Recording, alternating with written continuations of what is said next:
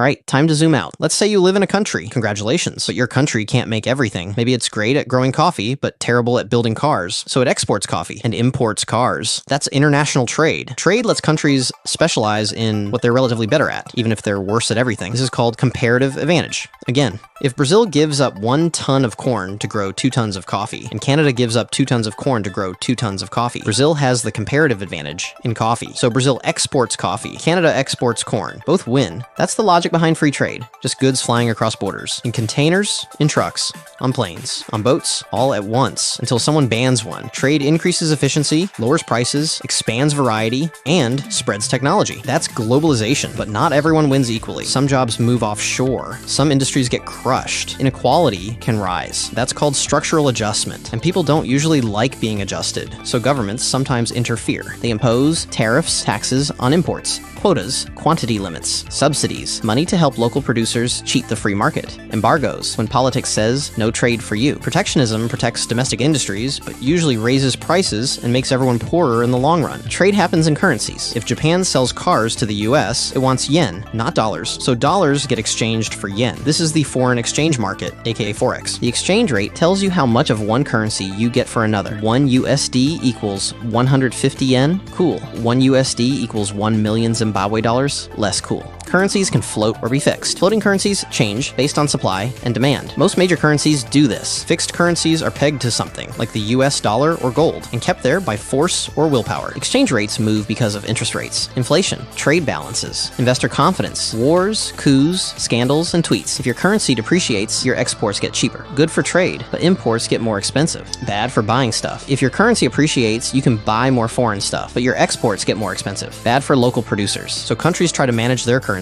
sometimes subtly, sometimes blatantly. That's called currency manipulation. China has been accused of it, so have others. The US mostly just complains about it. If a country borrows in a foreign currency, like a dollar's, and its local currency crashes, repaying that debt becomes harder. That's a currency crisis. Like Mexico, 1994, Thailand, 1997, and Argentina, basically always. Global trade also depends on supply chains. They look efficient until they break. Like when a single container ship blocked the Suez Canal in 2021, froze 12% of global trade, delayed 400 ships, and cost the world economy roughly $10 billion per day. One boat, one canal, one reminder that globalization is fragile. Also, chips. No, not the edible kind. Semiconductors, made in a few ultra-specialized factories, mostly in East Asia. In 2020, a chip shortage made used cars more expensive than new ones.